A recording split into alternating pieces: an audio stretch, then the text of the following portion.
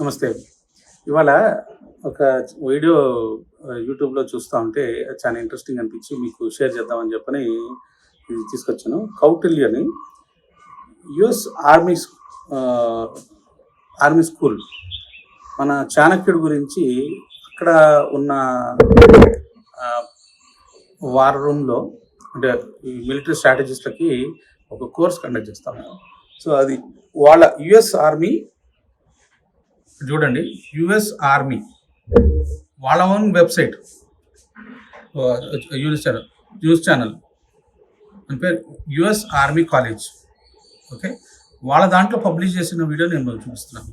Okay, చూడండి. Lorry గడ్సన్. Okay, so I'm going to talk about Kautilya to you today. Kautilya.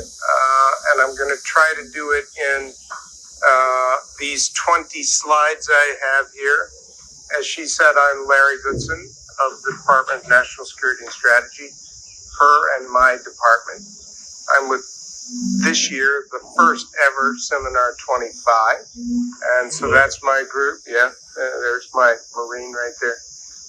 He's got a beard now, but he's still a Marine.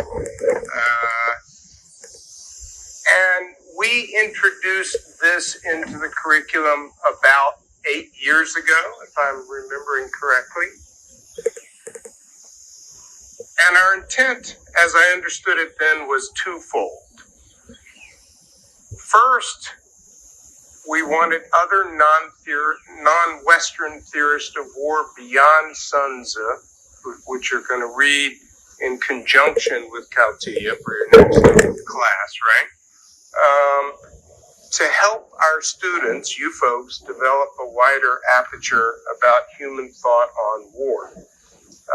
And so to that end... so మీరు వీళ్ళు వేరే దేశాలందరూ మన గ్రంథాలని చదివేశారు, మన గ్రంథాన్ని వాళ్ళ కాలేజీల్లో నేర్పించుకుంటున్నారు. మనం మాత్రం నేర్చుకోవట్లేదు.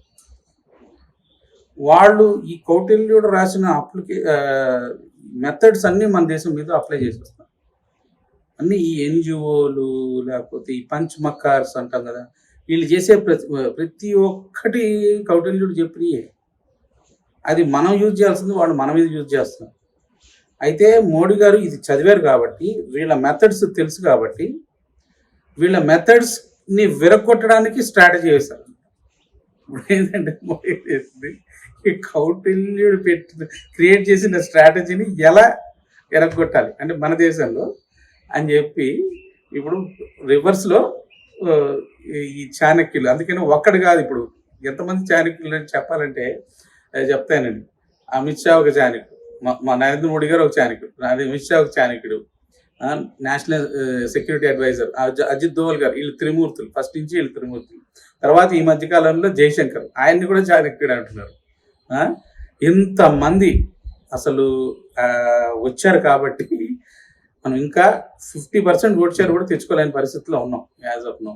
ఓకే, అంటే కనీసం అంతవరకు తెచ్చామనుకోండి, అది గ్రేట్నెస్సే. బట్ అంటే వాళ్ళు అవతల పక్క ఎంత ఫోర్స్ఫుల్గా ఉన్నారో